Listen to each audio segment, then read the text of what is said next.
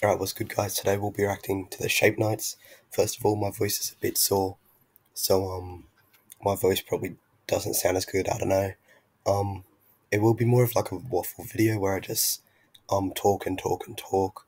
So if you can probably just listen to that in the background, or if you haven't seen the cards, jump over to Zach's channel and check it out. Anyways, make sure to like and subscribe because someone told me to say that because it boosts viewers, I don't know. Um Alright, let's get into the first card. Alright, so we got Shape Knight Lionel. 10 power, 10 health is pretty bad. And its ability lets it be brought back at the start of each turn, which is good, but just bringing back a slush infestation because it doesn't really offer anything when it's on the board. So this is bad, but the archetype can sort of be built around this to make it good, and that's how cards in an archetype should be. They should be bad, but when built around, they're good. So that's also fine. And I like the fact that I'll see if we can get a better screenshot without the glare. Here, it says you can only play Sindian creatures for the rest of your turn. That way this card isn't being splashed around in random decks, which can be an issue with some cards and archetypes, like they're designed for an archetype, but then they're better in other things that they are designed for, which can be problematic. Whereas this, it's bad in other most other archetypes because it's like a slush infestation in your own zone, but it's good because there will be other cards that synergize with this, and you can only play Sindian cards the turn you play it. So yeah, pretty good card if there's the right support around it. Now this is actually one of my favorite cards I've seen in a while. So 130 health, survives most small things like wackoos, droplet squads, thunderbolts, that sort of stuff. But it's not like huge health. Like for 3 stars, it's pretty mid. It's not out of the world, but it survives small things. And this is a common trend that we'll see with the rest of the Shape Knight. So the creature's power is 30 times its stars. And that will be a trend we see in the future. So basically it's 90 power, 130 health. 2-star stats on a 3-star is fine if its effect is good. And boy, this effect is really good. It's one of the coolest effects I've seen in a while. So when you cosplay it, you get to do two things. You kill a Galaxied 1 to 3-star Shape Knight, and add 1 Galaxy 4 to 6-star Shape Knight creature to your hand. So it does two things at once. The second one, adding a Galaxy shape, adding a Galaxy Shape Knight, that's 4 to 6 stars to your hand, is really good. Like there's basically never an archetype in the game that could never want something like this. Killing something from your galaxy. Sometimes archetypes don't want this, but we saw with Lionel from before that it's good to have that dead. So this sets up Lionel and sets up your 4 to 6-star combos, which is really good. Like it's accelerating your deck. It's ticking off like 2 boxes at once, essentially. The card, it's not like out of this world. So like if you do want to make it even better, like there's room to buff its health to like 150, so it trades with Ghast. And there's like things you can do to buff it stat wise because the stats are a bit underwhelming, but the effect is really really good. So yeah, overall great card. Next we got Shape Knight Scorn. So it's got the same thing at the start. The creature's power is 40 times its stars, so it starts off at 160 power and 40 health. So that's really bad. That's like 2-star stats. But 40 health is like the lower the health in Sindian is better because it's protected with Sindian as long as it's like a threatening once per turn effect. So hopefully this card has a threatening once per turn effect, which boom, look at that, it does. So once per turn you can kill one zone creature with stars equal to or lower than the combined stars of all zone Shape Knight creatures. Then kill one zoned or handed Shape Knight card. So this is a bit confusing at first, but basically kill one zoned creature with stars. Sorry, the first thing you do, add up the stars of all your zone Shape Knight creatures. So if you have Squorn and Trongulon, that's 7. And then you kill one zone creature with 7 or less because the total stars on your board is 7.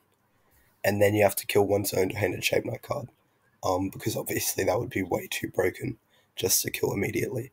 So it's with what is it?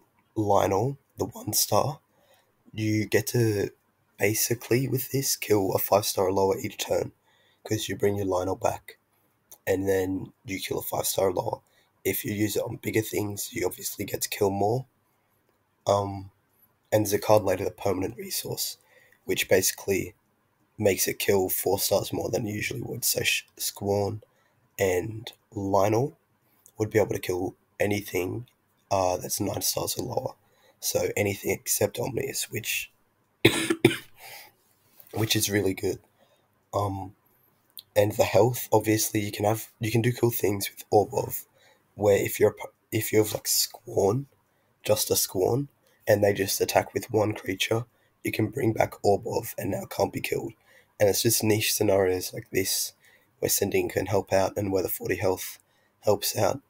And yeah, I think this is really good at just getting a bit of chip damage and even being able to kill bigger things in the mid game once you've got your combo set up.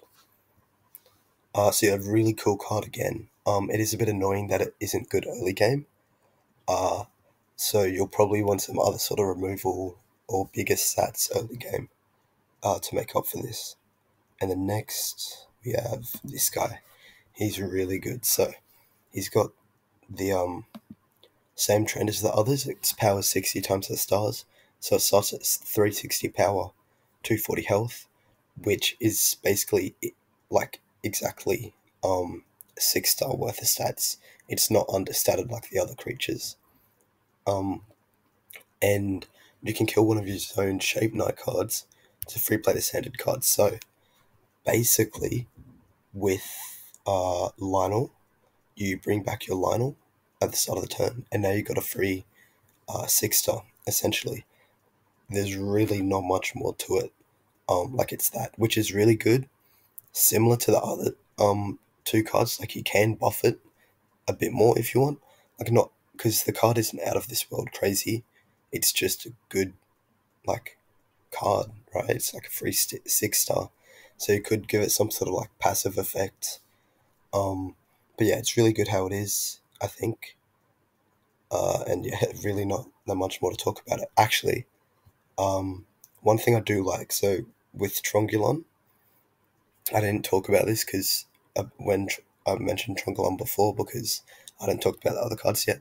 But basically, with Trongulon, you kill your Lionel, and then you search Squorn or Hexator, and then they're immediately set up. So like with Trongulon, you can immediately go into Hexator the following turn, or immediately go into Squorn the following turn, which is really cool. You don't need to wait for the other piece, like it automatically sets up both cards to the combo, which is really cool. But yeah, Hexator, great card for the archetype. Alright, I'm back. I just had to get a little cut in the video there. So I believe I was up to the permanent resource, which is Polygrand.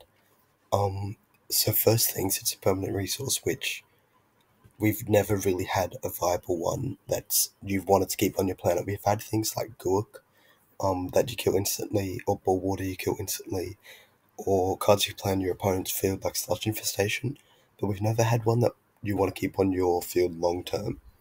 And I think this could be the first viable one that does that. So one issue with permanent resources is obviously you need 2 resource zones because of them, but that's ticked off because you have Beast of the Conjurers, which is the best zone gain card, and it's Sindian, so that's really great fit for the deck. The second thing is they take too long to get value. Like they take 10 turns to get value, and before then they might get removed or negated, or you might just lose because you don't get value from your card quick enough. But this is sort of fixes that because it says when you play this card, add 1 killed 6-star or lost Shape Knight creature to your hand. So immediately you're getting value like you would with a single use resources. And then long term you're getting value because all zone Shape Knight creatures gains 2 stars. So basically, long term all your Shape Knights are gaining stats. So Hextor becomes 480 power, which is absurd, like free 5 point attack, because you have to remember it's essentially a free creature once everything's set up. And then Squarn 160 power, or sorry, 240 power it would become, and then Triangulon, would become 150 power, which means now it's attacking for 2 points. And the main cards you'll want to get back, with its first effect, is Squarn, and Hexator, because they're your 2 cards that you use with Lionel essentially. So you use Triangulon to set up Lionel, which you use with Hexator and Squarn. So if you need removal, get Squarn. If you just need a free creature, you get Hexator.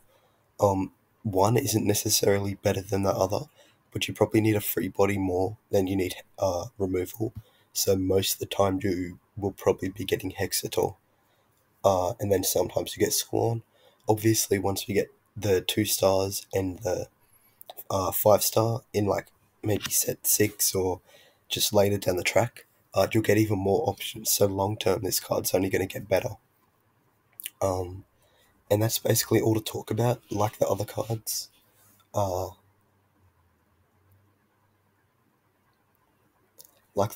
you could buff it even more. Like give it just an extra sentence, make it do one more thing.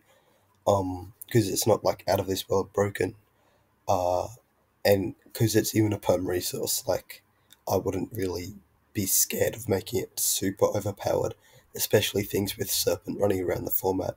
That is definitely one of my bigger concerns with the deck, since there's so much Serpent going around right now. So the deck will definitely need a way to justify that weakness. Um, and the boss, the next card, does sort of justify the weakness. First thing, 480 health, only dies to, where is it? It should only die to a few things. So Behemoth and the 2 Cranchons are the only meta-relevant cards. Omnius and Infernix, they do come into the meta every now and then, but they're not really something to worry about. So basically this forces removal, which is already great to have on a boss. Like when you play it, you basically know the opponent needs removal or they can't kill it. And if we get into the effect, it's got the same thing at the start, where its power is 80 times its stars. But when you play the card, its stars become 1. So you play it and it's immediately 80 power, 40, 80 health, which isn't great. But then its effect says this creature gains 1 star for each of your killed Shape Knight cards. So that includes the permanent resource. So usually this will be like 3 to 6. So I believe that's 240 power to 480 health, which is great, right? Obviously early game it's going to be worse, and then late game it's going to be really, really good. But yeah, and then once per turn you gain stars equal to this creature's stars. So since it's sort of a vanilla, once it's on the field, it's justified because it's like a cheaper vanilla. Because once per turn you'll be getting like 3 to 6 stars. So it's essentially like 240, 480 health for about 5 stars, or sometimes you can even get away with like 2 stars, 480, 480, which is great. I mean, this card's really, really good. Unlike the other cards, you probably don't want to buff this at all, but you could even mess around with changing its ability a bit. But I'm completely fine with how it is right now. It's like great for a boss, like it forces out removal. It's not good early game, but good mid to late game. Yeah, I'm really happy with it. So that's all the cards in the video. Overall, when you look at each card, you don't think, oh, this card isn't playable. Like, that happens in other archetypes, where you look at some cards and you're like, damn, this card just isn't playable with the archetype. But as an archetype, it really feels like you want to be playing all of them. Even if you don't play them all at 2 copies, it feels like at least 1 copy of each of them. you want to play. Because obviously you're never going to design the perfect archetype where every card's played at 2. Obviously formats change and things like that, so some cards might not be as strong, but you still play them because they're part of an archetype and they need to be played to bring it all together. Um, they probably just got to get a good strong base, which is something Sindian doesn't have. But you see other decks like Barrow has a decent base, which is sort of why you can play the bugs. So Sindian just needs a base, and its major weaknesses are probably Serpent, obviously negating the permanent resource, can slow down your combos a bit. And you struggle with stats and removals a bit early, because if you get hit with something like Darkspark, I'll just get that up real quick. So if you get hit with Darkspark, which is a common early game card, 270 health, you can't really kill that. Like Octorius won't have enough power by then. You'll have to cosplay Hexator, and then none of the other cards can kill it naturally. So you will struggle with that a bit, and you'll also struggle with the Scardians, which is very important in this meta to be able to kill quickly. 440 health can't be killed by resources. Again, Octorius won't be set up. Hexator won't be able to kill it that early, and same with Squorn. Now, I'm not concerned about stats in the mid to late game. By then, your Octorius will have a lot of power. Your Hexator with your permanent resource will have 480 power, basically killing anything, and your Squorn with its effect will basically be able to kill anything. So I'm not concerned with stats and removal in the mid to late game. It's just early game that I'm a bit concerned about. But that's just like an inherent drawback of an archetype, because archetypes are like mainly combo orientated. They're never going to be good early, which is where Sindian's base is really vital to this deck. That's probably what they're lacking a bit right now. You probably just want that card to like a remove option early to kill these sort of things. You'll have KO at 2 copies in the deck probably, which helps a lot. It gives you like 2 KO, 1 for Salsa, and that gives you 3 outs to Guardians of the Moon early, which is not awful, it's just not good. You probably want 4 outs to Guardian of the Moon because they obviously have 4 Guardians. And I built this like mock deck just to see that the deck isn't overflowing 34 cards, and it's under 34 cards, which is good because there's still more generic Sindian support to come out, and we probably want 2 to 3 good ones just to help fill out the deck. For now, filled out with Stalius, 2 Yangalian, 1 Orbov, 2 KO, and 1 Divine Doom, and obviously we have all the staples. Beast of the Conjurer is basically a staple in the deck since you have the permanent resources. And yeah, these blanks are just the archetypes. So you got 2 Octorius, 2 Hexator, 2 Squorn, 2 Triangulon, 2 Lionel, and 2 Polygrand. Because I think you'll be playing 2 copies of all of them. So yeah, we're mainly just looking for another sort of way to help with stats in the early game, or like a removal to Scardian, and we're looking to negate the impact of Serpent a bit. It doesn't have to be a direct counter, you just sort of want to minimize its effect on your deck. So that means not being too over reliant on the permanent resource, which is how the deck is currently. Like you're not over reliant on it, but it helps. It goes a long way if you do have it up. So yeah, I think that's basically all there is to talk about. Now I've been critical in the video, like just saying like each card can be buffed, and they can be buffed not because they're bad, but because Sindian's never been competitively viable before. So I'm not really concerned about going over the top a bit with them because they've never really had the opportunity to shine. Um, I think they're the best archetype we've ever seen. Like we've had better ones, like the Pally Falls and the Skellies, but they're not really deep archetypes. They're just 3 cards for Skellies, Skelligast and 2 Skelly Queen, or 2 Blur, 2 Rowdy, 2 Great Serpent. But this is 6 different cards that should all be played at 2, which is really cool to see. Zach's design, it's like only getting better. Like these, generally, I cannot wait to play them. Like all these cards are sick, and I can't wait to finally play Sindian. There's a lot of people that's been waiting a while, and it's just really cool that they finally should be seeing some competitive play. Um, So yeah, make sure you like and sub both to my channel and Zach's. Obviously, leave a comment. Let me know what you think of them. I might be overrating them. I could be underrating them. Maybe they do need nerfs, but I really don't think that's the case. Just let me know what you want to see in the future and what you want to see from Shape Knights. And I should be releasing another video soon, since this is sort of like a low effort, just reaction, like sort of scummy video. So yeah, let me know what you want to see in the future.